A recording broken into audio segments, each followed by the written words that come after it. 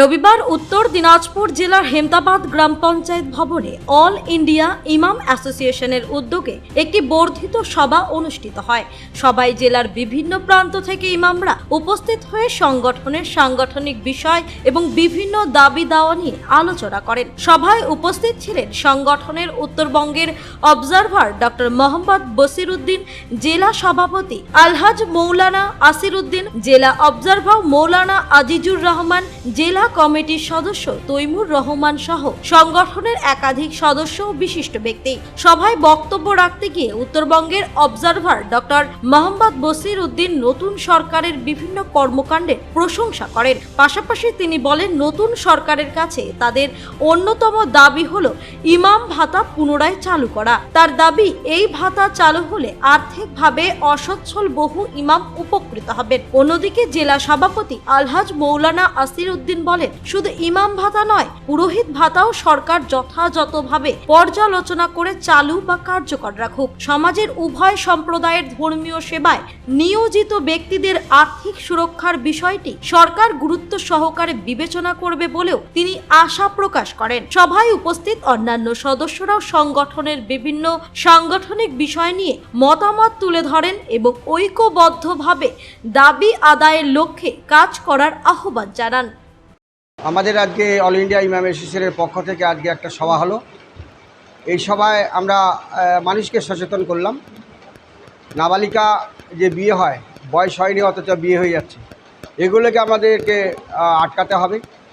ইমাম সাহেবদেরকে এগিয়ে যেতে হবে যেন তারা বয়স না যতক্ষণ পর্যন্ত হয় ততক্ষণ পর্যন্ত বিয়ে না জানা যায়। যে মেয়েরা হলো 18 বছর, ছেলেরা হলো 21 বছর, এরকম বয়স হবে, তারপরে মেয়েদের ছেলেদেরকে বিয়ে দিতে হবে। এটা একটা হলো। আর একটা হলো পাস পোলিও ব্যাপার নিয়ে দাদা তো বলে দিলেন। পাস পোলিও আমরা পশ্চিমবাংলা থেকে এবং ভারতবর্ষ থেকে দূর করেছি। ইমামরাই আমাদের একটা বিশাল ভূমিকা ছিল, আমরাই সেটাকে এগিয়ে গিয়েছিলাম। এই গত রবিবার দিন আবার পাস পোলিও হলো, সেখানে আমরা জড়িত ছিলাম। পাস পোলিওতে আমরা সবাই এগিয়ে আছি। আর আমাদের হচ্ছে যে ইমাম ভাতা নিয়ে, এবং ইমাম ভাতা আমরা আগে থেকে পেতাম। সরকারের কাছে এটাই চাইব যেন আমাদের ভাতাটা বন্ধ না করে। শুধু ইমামদের যদি নয়, ইমাম এবং মুয়াজ্জিন এবং পুরোহিতরা আমাদের ভাই, আমাদের দেশের ভাই, আমাদের দেশের নাগরিক। আমরা বৈধ নাগরিক, তারাও বৈধ নাগরিক। যেন আমরা ইমাম, মুয়াজ্জিন এবং পুরোহিত ভাইদেরকে যেইভাবে আমরা ভাতা পেতাম সেভাবে যেন আমরা ভাতা পাই। হিন্দু এবং মুসলিম সবাই নির্বিশেষে এই ভারতবর্ষে সুখে শান্তিতে ডবল ইঞ্জিনকে দেখতে চাই।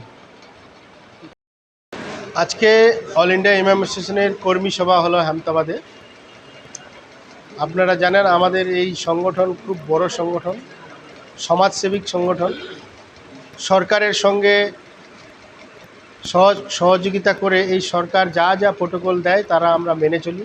কিছুদিন আগে পালস পোলিও নিয়ে আমাদের অল ইন্ডিয়া ইমাম অ্যাসোসিয়েশন থেকে প্রচার হলো। আমরা সরকারের সহযোগিতা করব।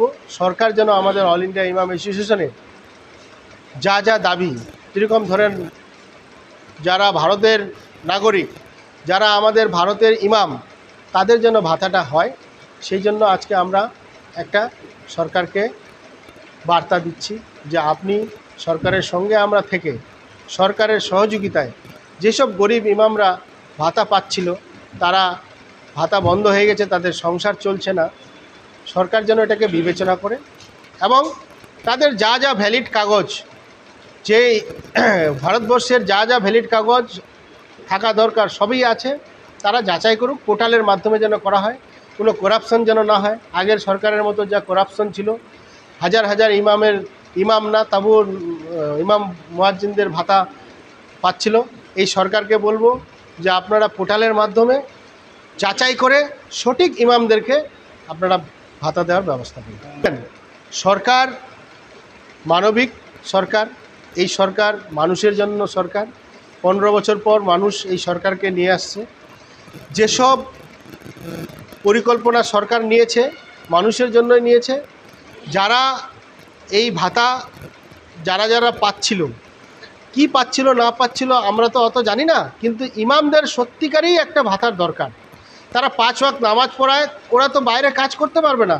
5 বার আজান দিতে হয়, 5 বার নামাজ পড়ায়, তাহলে বাইরে একটা লোক 8 ঘন্টা কাজ না করলে তো তাকে মজুরি দিবে না। তাহলে ওই ইমাম সাহেব বাইরে কি করে না মজুরি খাটতে যাবে? উনি সকাল ফজরের নামাজ 4:30টার সময় যাবে, 1টার সময় জোহরের নামাজ, 4টার সময় আসরের নামাজ, মাগরুমের নামাজ, এশার নামাজ, তাহলে সারাটা দিন ওনাকে মসজিদে থাকতে হচ্ছে। তাহলে ওই ইমাম সাহেব কি করে বাইরে গিয়ে মজুরি কাজ করবে? অন্য ভাতার সঙ্গে এই ভাতার কোনো তুলনাই না, কারণ এরা কর্ম করছে ওখানে, সারা দিন ওখানে মসজিদে কর্ম করছে। এই বিবেচনা সরকারকে আমরা করতে বলছি। সরকার যেন সুন্দরভাবে এই বিবেচনা করে যারা ভ্যালিড, যারা ভারতের নাগরিক, যারা রাষ্ট্রবাদী মুসলমান, তাদেরকে যেন ভাতাটা দেওয়া হয়। ডবল ইঞ্জিন সরকারের স্যার কী প্রত্যাশা রয়েছে আপনাদের? ডবল ইঞ্জিন সরকারকে তো আমরা খুব সাধুবাদ জানাচ্ছি।